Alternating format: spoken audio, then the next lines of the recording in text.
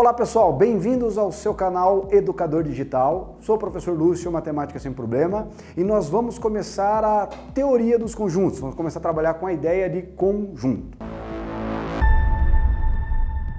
Na matemática, conjunto é um dos conceitos mais elementares que nós temos, tá?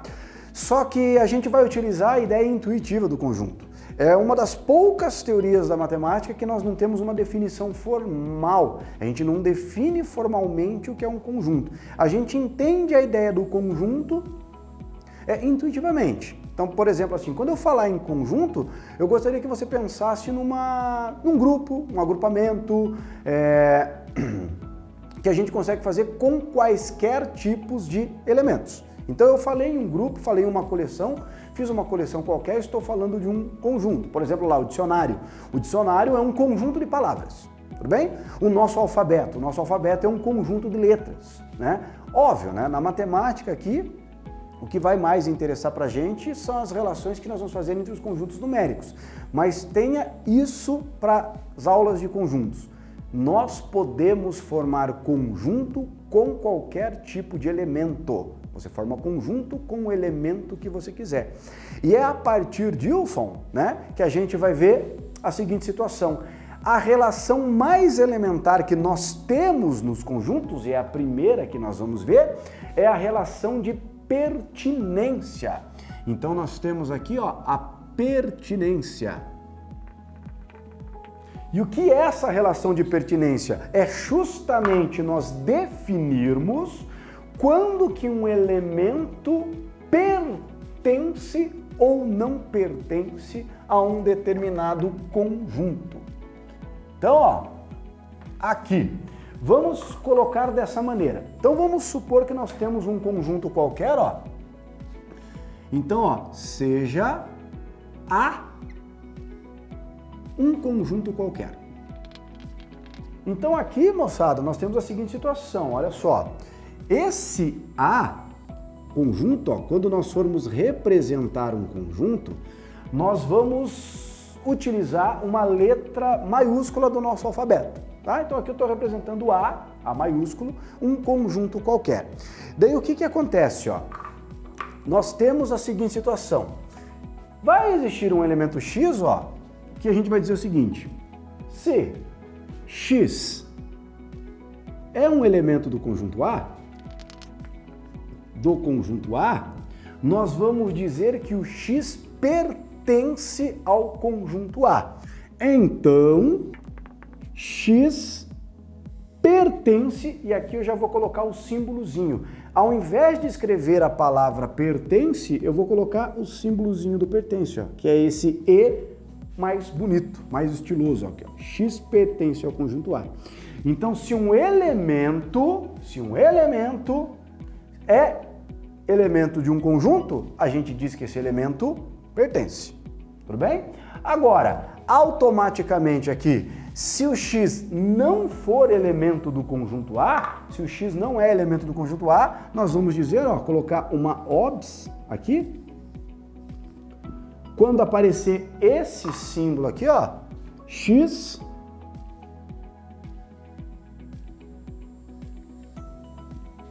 ó, eu corto o E, aquele sinalzinho de pertence. Então aqui eu estou dizendo que o elemento X não pertence ao conjunto A.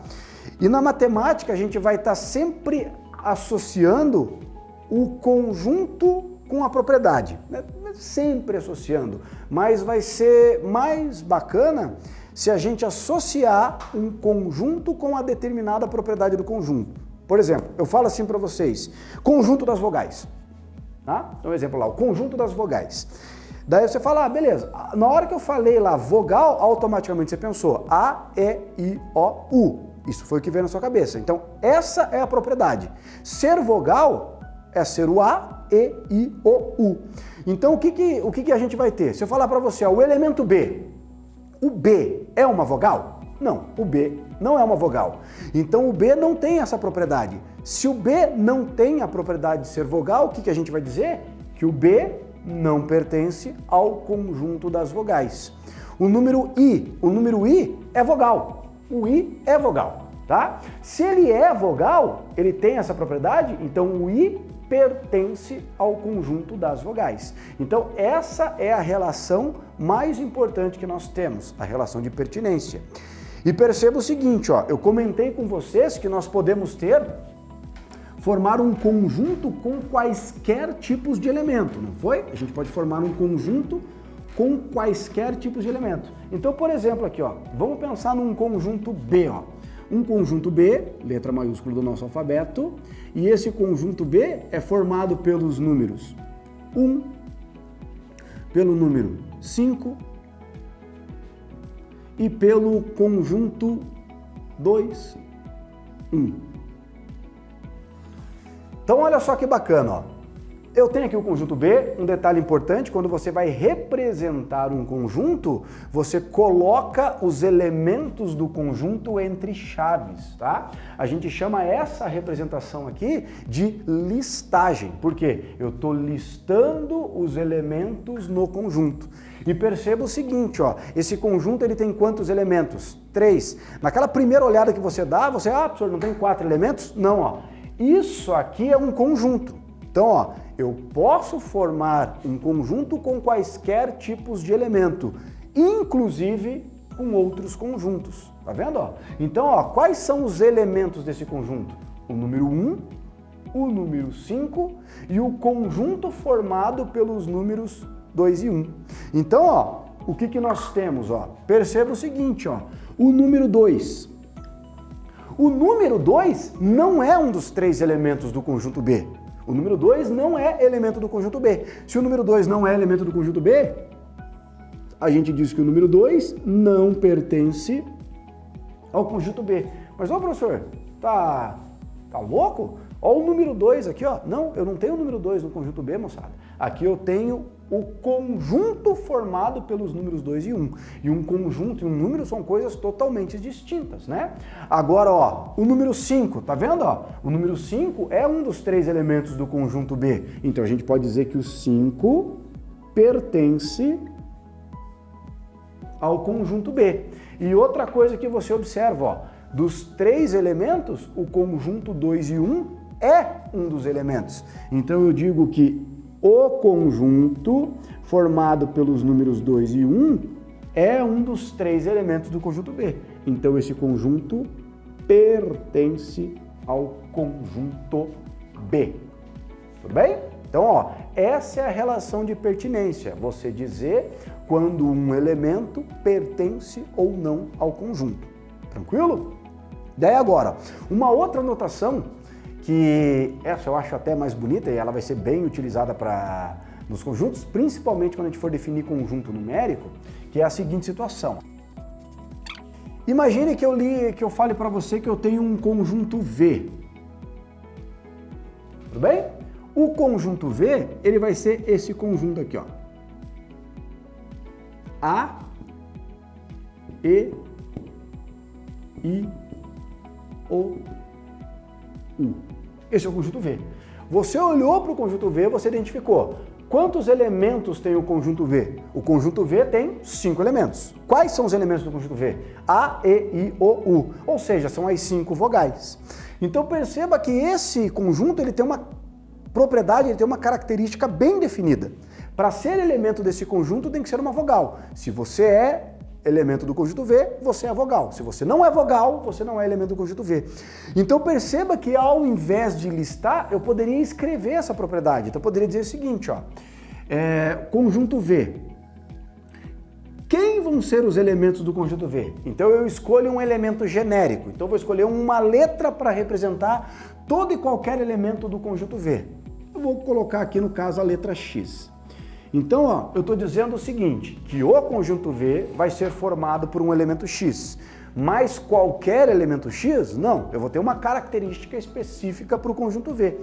Vai ser um número X com uma condição. Essa barrinha indica a condição, então indica assim, ó, a gente lê dessa maneira, V, conjunto V é formado por elemento X, tal que, essa barra ela substitui a palavra tal que ou com a seguinte condição, desde que. Então, ó, é um elemento X tal que esse elemento X é vogal. Daí eu coloco a característica específica do conjunto. Ó.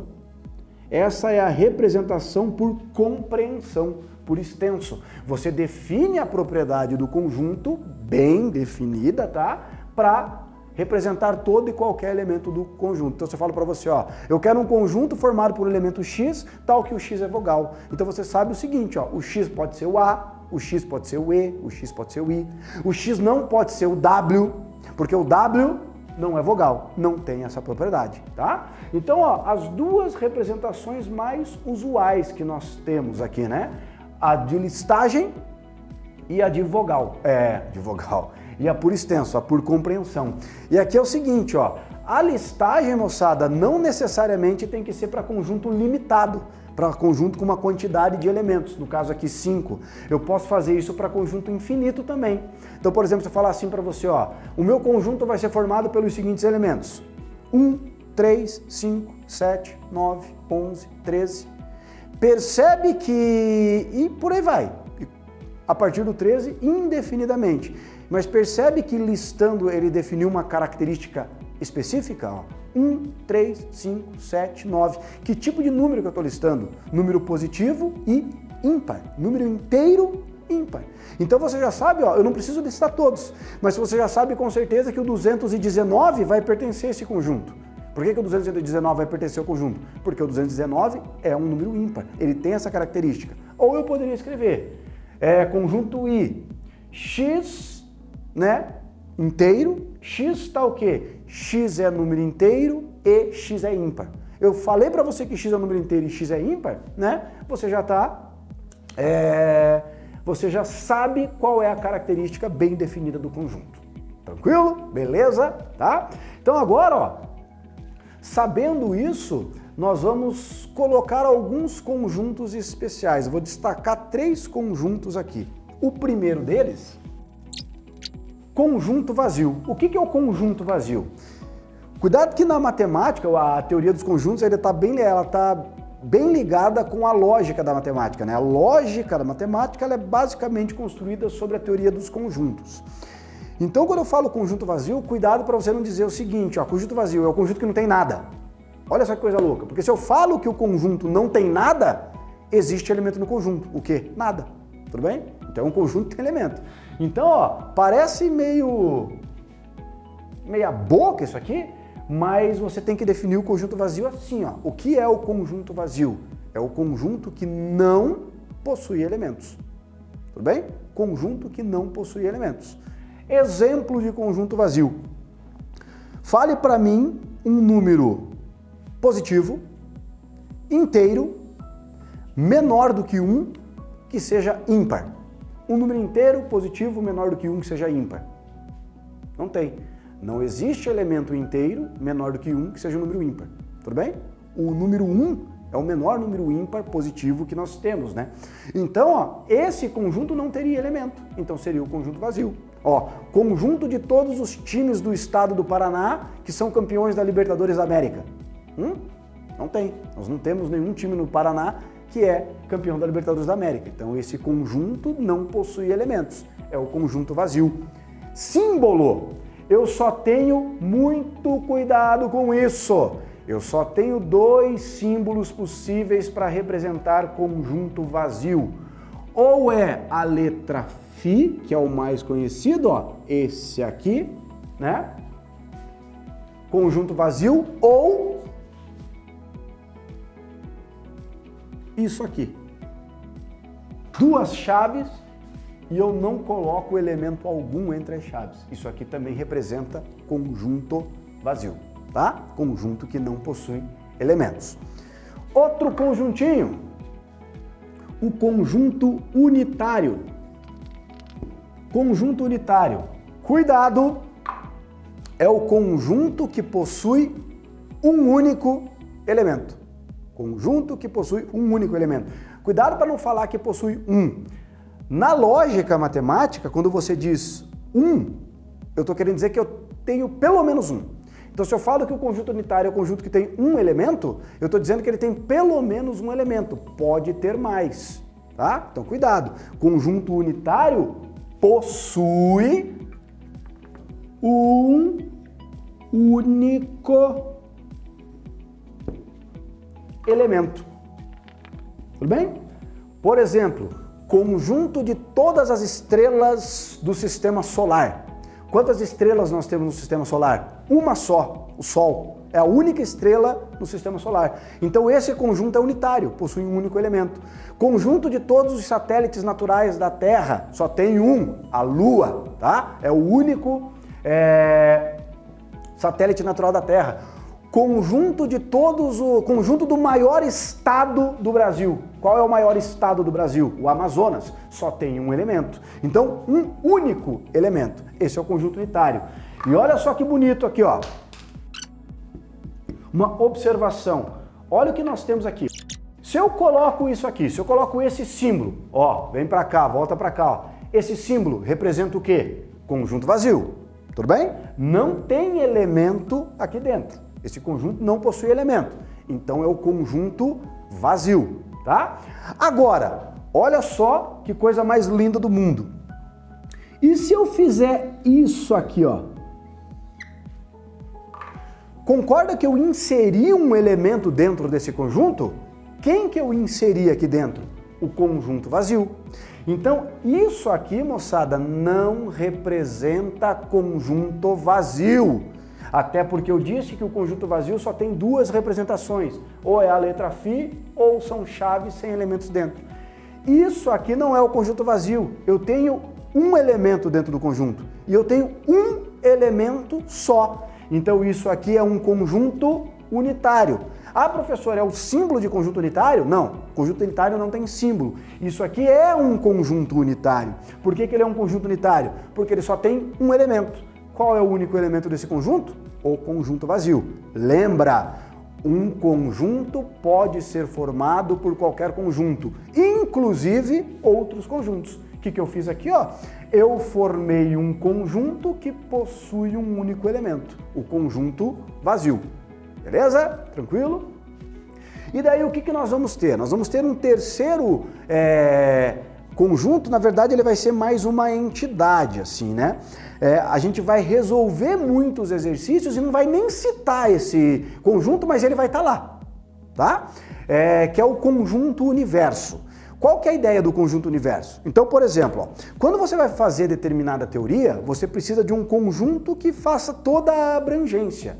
Então, por exemplo, quando eu falo lá de conjunto de número, o maior conjunto possível seria para a teoria que a gente está estudando, seria o conjunto dos números reais. Na verdade, o maior conjunto numérico que a gente tem seria o conjunto dos números complexos, mas depois a gente trabalha com isso. Então, pensando no conjunto dos números reais. Então, se eu for trabalhar lá com o conceito de função, por exemplo, eu vou trabalhar, o maior conjunto que eu vou trabalhar é o conjunto dos reais. Esse seria o meu conjunto universo.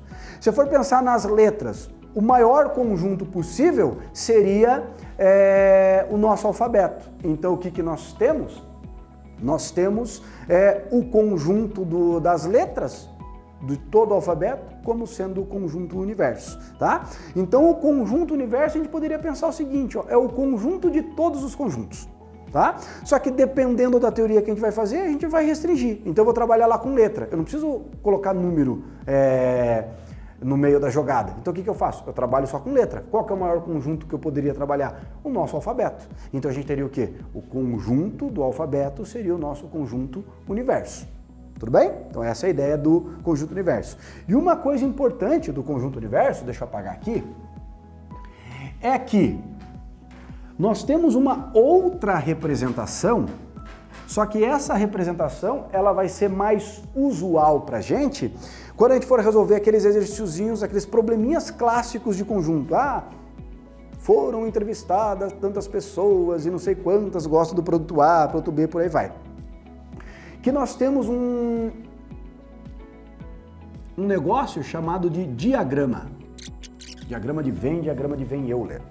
Então, o que nós temos no diagrama de Venn? O diagrama de Venn, ele é uma circunferência ou uma elipse, né? Uma oval, ó, fazer uma circunferência aqui, ó. Ó, então nós temos lá o diagrama, e daí o que você vai fazer nessa circunferência aqui? Você vai colocar a quantidade de elementos que o conjunto tem. Então você fala lá assim, esse aqui é o meu conjunto A. O conjunto A vai estar representando a quantidade de pessoas de uma universidade que fazem o curso de engenharia. Então você vai ter aqui, sei lá, 500 pessoas. Você vem aqui e coloca a quantidade de elementos, 500. Só que o que acontece? Nós sempre vamos ter um conjunto universo. E o conjunto universo, moçada, ele é representado, ó, ele é o conjunto que engloba tudo isso aqui, e ele é representado por um retângulo. Tá vendo aqui, ó? Aqui nós temos o conjunto universo. Então vamos pensar que nessa situação, ó, o universo seria toda a faculdade lá, toda a faculdade com todos os cursos. Eu peguei um curso específico aqui, no caso, para chamar de conjunto A, que é um conjunto que está inserido nesse universo, tá? Então aqui são os diagramas, aqui o diagrama de Venn e esse retângulo aqui representando o nosso conjunto universo. Todo mundo que tiver nessa circunferência é um elemento do conjunto A, tudo bem? Todo mundo que tiver no retângulo é um elemento do universo. Então perceba, existem elementos do universo que não pertencem ao conjunto A, mas todo elemento do conjunto A necessariamente pertence ao universo. Tudo bem? Tranquilo? Então, estamos aí. Até a próxima. Tchau, tchau. E não esquece, com essa dupla aqui, a matemática não é um problema.